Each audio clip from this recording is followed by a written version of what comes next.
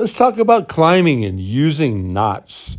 There are so many new devices out there right now, like the rope runner and the zigzag, and all these mechanical devices that we never had in days gone by.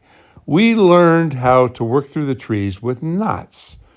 I started off with the taut line hitch. Now there's the Blake hitch. That is an improvement on the taut line hitch, but it has its adjustments and changes as well. So I want to talk about why I believe everyone who gets into climbing should understand how to use the knots first. Well, first off, if anything should happen to your mechanical device, let's say you dropped one of the pins or it stopped working correctly, if you don't have a complete and thorough understanding of how to work in an alternate fashion, then you're stuck. You're going to have to get down out of the tree and you can't continue to work. And I believe that it's so important to understand all the different facets of how to work in a tree. Here, Jorge is working with just knots. He doesn't have any mechanical devices.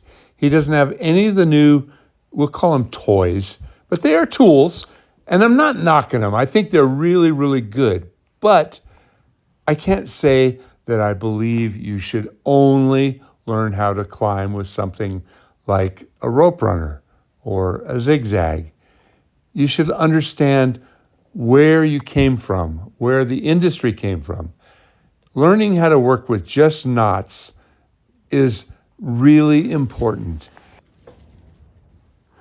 So what I'm saying here is the basics of understanding how to climb with the ropes is something that every climber needs to know. If you're going to go on and become a mechanized climber, that's wonderful, but you should have a thorough understanding of everything that came before the new tools, all the new devices.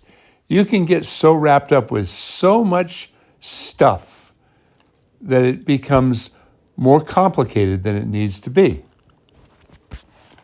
I still climb with ropes, with knots. I like using the taut line hitch. I use the Blake hitch as well, but understanding how these tools work and how these knots work can take you so far.